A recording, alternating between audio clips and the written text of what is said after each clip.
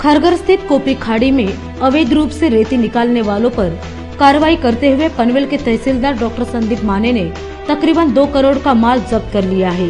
इस कार्रवाई के दरमियान कोपरी खाड़ी में से 4 ड्रेजर बोट, 3 छोटी नाव, 2 सक्शन पंप एवं लाखों रुपयों की रेती सहित एक आरोपी को खारघर पुलिस ने गिरफ्तार किया है। तहसीलदार डॉक्टर संदीप माने को खबर मिली थी कि खारघर स्थित कोपरी खाड़ी में बड़े पैमाने पर अवैध रूप से रेती निकालने का काम चल रहा है।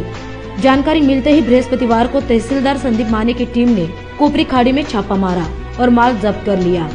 इस कार्रवाई की जानकारी मिलते ही नवी मुंबई के सहायक पुलिस उपायुक्त श्री शेवाले ने घटनास्थल पर पहुंचकर स्थिति का जायजा लिया। इस कार्रवाई की अधिक जानकारी तहसीलदार डॉक्टर संदीप माने ने हमारे प्रतिनिधि को दी।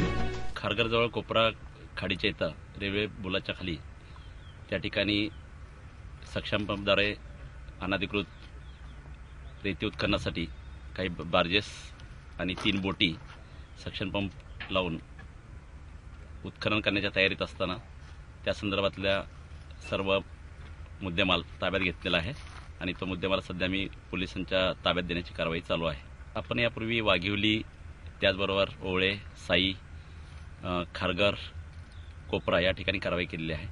अधूनमधून भरतीच्या वेळेला रेती अनधिकृतपणे काढण्याचे काही लोक प्रयत्न करत असतात आणि या संदर्भात सक्शन पंप कुठल्याही प्रकारचा परवानगी शासनामार्फत दिलेली नाही, त्यामुळे हे संपूर्ण अनधिकृत उत्खनन आहे असं गृहीत धरून संबंधितांच्यावर अनधिकृत उत्खनन व मुंबई 2 खनिज अधिनियम अंतर्गत कारवाई केली जाते। त्याचबरोबर परवाना ऱ्हास आणि सीआरझेड कायद्याचे उल्लंघन या संदर्भात ही कारवाई केली जात आहे। सध्या या ठिकाणचे 3 आरोपी पळून जाताना त्यांचा व्हिडिओ शूटिंग करण्यात आलेला आहे।